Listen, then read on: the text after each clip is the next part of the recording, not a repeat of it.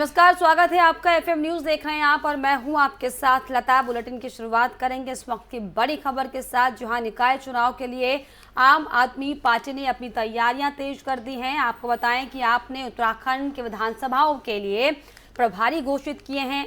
निकाय चुनाव के लिए आम आदमी पार्टी ने प्रभारी बनाए हैं, जिसको लेकर आपको बताएं कि 57 विधानसभा के लिए नाम घोषित किए गए हैं प्रभारियों के।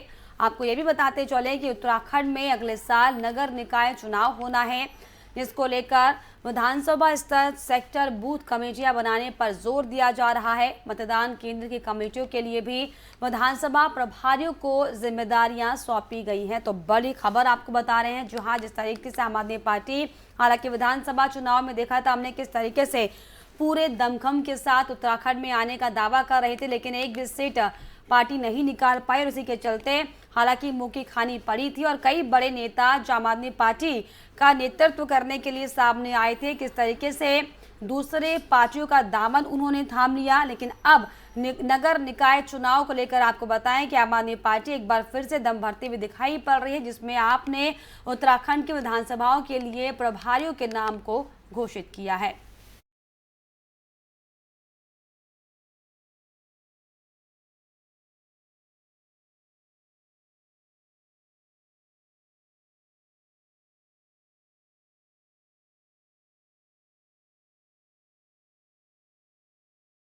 ये भी आपको बताएं कि विधानसभा प्रभारियों को जिम्मेदारी सौंपी गई है। तो निकाय चुनाव के लिए आम आदमी पार्टी की तैयारी जो है उत्तराखंड में वो साफ तौर पर तेज होती हुई दिखाई पड़ रही है, क्योंकि आपने उत्तराखंड की विधानसभाओं के लिए प्रभारियों के नाम घोषित कर दिए हैं।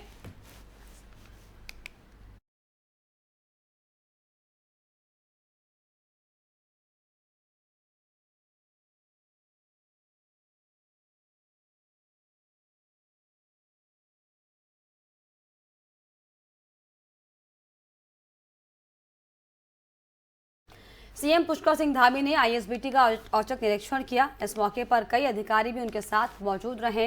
उन्होंने सबसे पहले आईएसबीटी पहुंचकर यात्रियों से बातचीत की, बसों की स्थिति का हाल चाल जाना और इसके साथ ही यात्रियों से परिवहन निगम के बारे में फीडबैक भी लिया। मुख्यमंत्री पुष्कर सिंह धामी ने बुजुर्ग महिला यात्री के पास बैठकर चाय पी, बातचीत की और यात्रियों को भी चाय पिलाई है।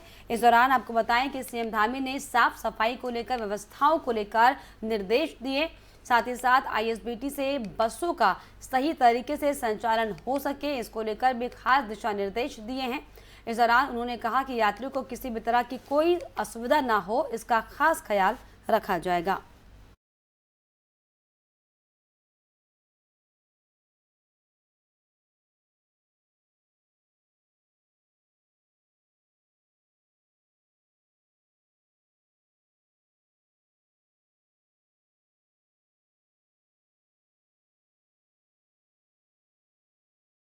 कैबिनेट मंत्री धन सिंह रावत आज हरिद्वार दौरे पर पहुंचे, जहां पर उन्होंने बहादुराबाद स्थित उत्तराखंड संस्कृत विश्वविद्यालय के लिए 5 करोड़ रुपए की लागत से निर्मित होने वाले अतिथि गृह का हवन कर शिलान्यास किया।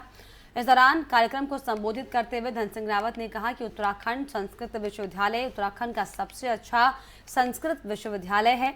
उन्होंने कहा कि इस पूरे विश्वविद्यालय के कैंपस का एक मास्टर प्लान तैयार किया जाएगा और उसी अनुसार आगे का काम किया जाएगा। उन्होंने ये भी कहा कि विश्वविद्यालय परिसर में छात्राओं को छात्रावास की सुविधा उपलब्ध कराने की दृष्टि से 100 छात्राओं की क्षमता वाला बालिका छात्रावास का निर्माण कराया जाएगा, जो कि 5 मंजिला होगा।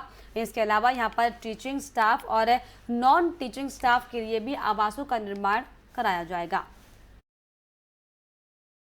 विश्वविद्यालय है, उसमें अभी हम लोगों ने पहले हॉस्टल बनाया यहाँ बच्चों के लिए और अब गेस्ट हाउस बना रहे हैं। जो भी हमारे पूरे देश के यहाँ पे सेमिनार होंगे, कुलपति लोग आएंगे, बाहर के लोग आएंगे, संस्कृत शिक्षाविद आएंगे, उनके लिए यहाँ पे लगभग 5 करोड़ की लागत से जो है एक गेस्ट हाउस बनाया जा रहा है। उसकी आज आधारशिला रखी गई है। तो हमारे संस्कृत के जितने भी महाविद्यालय हैं, अभी तक ये संस्कृत शिक्षा से एफिलिएशन है। अब सरकार इस पे विचार कर रही है कि महाविद्यालय और जो विश्वविद्यालय है, इसको हम एक अलग से संवर्ग बनाने का सरकार विचार कर रही है। इसमें विश्वविद्यालय है, उसमें अभी हम लोगों ने पहले हॉस्टल बनाया यहाँ बच्चों के लिए और अब गेस्ट हाउस बना रहे हैं। जो भी हमारे पूरे देश के यहाँ पे सेमिनार होंगे, कुलपति लोग आएंगे, बाहर के लोग आएंगे, संस्कृत शिक्षाविद आएंगे।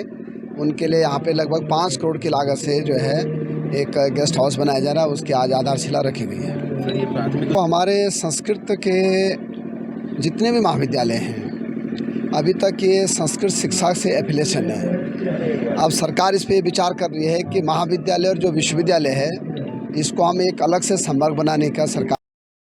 अल्मोड़ा में बीजेपी के प्रदेश प्रवक्ता सुरेश जोशी ने मीडिया से वार्ता की। इस दौरान उन्होंने बातचीत में कहा कि प्रदेश में भाजपा की सरकार अब भ्रष्टाचार पर सीधे कार्रवाई कर रही है। उन्होंने साफ और सीधे तौर पर कहा कि यूकेएसएससी के मामलों में सरकार लगातार धरपकड़ कर कार्रवाई कर रही है। उन्होंने कहा कि सफेद पोश हो या फिर कोई भी आरोपी हो, इस पूरे मामले में जो भी आरोपी पाया जाएगा उसे बख्शा नहीं जाएगा।